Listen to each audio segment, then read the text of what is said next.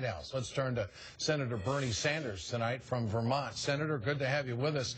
Does this come out of right field, so to speak? Is this the wrong way to go on Social Security? Well, it certainly is a wrong way to go on Social Security. As Durbin just pointed out, Social Security has a huge surplus, has nothing to do with deficit reduction. We have ways to make sure that it's solvent for the next 75 years. You do not have to cut benefits for seniors and for disabled veterans. Ed, what's not widely pointed out, and tomorrow I'll be holding a press conference with all of the veterans organizations, the DAV, the American Legion. The chain CPI would make major cuts for people who have lost their arms and legs in Iraq and Afghanistan, widows and orphans. Furthermore, what I would say is, if you saw the poll today in the Washington Post, the people of this country are very clear. Overwhelmingly, they say, do not cut Social Security, do not cut Medicare, do not cut Medicaid, and yes, to the tune of 74% of the people responding in that poll asked people making more than $250,000 a year to pay more in taxes. President has got to listen to the American people and stand firm against the bullies in the Republican House. Here's House Democratic Leader Nancy Pelosi today. Listen to this.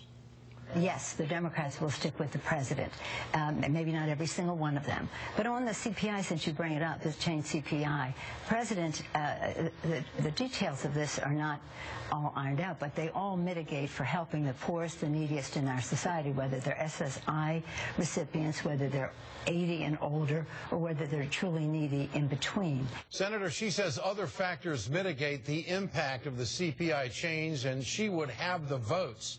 Any circumstances under which that you could support it? No, I have a lot of respect for Nancy Pelosi. I think she's dead wrong on this issue. Listen, the AARP, the National Committee to Preserve Medicare, the AFL-CIO, the veterans organizations, the vast majority of the American people are saying you do not balance the budget on the elderly, people who are making $15,000, $16,000 a year, who are struggling to keep themselves alive, should not be taking cuts when we have growing wealth and income inequality in America. Yes, the wealthiest people and the large corporations who are doing phenomenally well are going to have to start paying their fair share of taxes. President Obama's plan would bring in $1.2 trillion in revenue and extend unemployment benefits, which is pretty important. Are these and other aspects of the president's counteroffer agreeable with you? I mean, certainly the unemployed are going to need some help, and we still have millions of people who are out of work in this country. What about that? There are some good things to this, but is it worth the gamble? Obviously, we want to do everything we can to protect the unemployed. But what we also have to understand, Ed, and also what's not talked about enough, is a result of, I think, the weak negotiating on the part of the White House in 2010 and 2011, we have already cut $1.5 trillion in programs. And up to this point, the wealthy haven't paid a nickel more in taxes.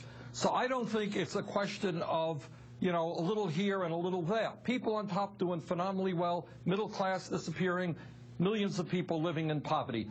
I think the president will have the support of the American people if he stands tall, if he stands strong, and demands justice in terms of fairness in terms of how we do deficit reduction. What about Boehner's plan to pass an extension of the Bush tax cuts for everyone below the $1 million mark? Is that something that you could possibly support? And of course, the president wants to move it to $400,000. No, that's wrong. It simply does not bring in enough revenue, and it would necessitate even more cuts. 250 is the number for you? You want the Bush tax cuts gone? Absolutely. Okay. Senator, good to have you with us tonight. I appreciate your time.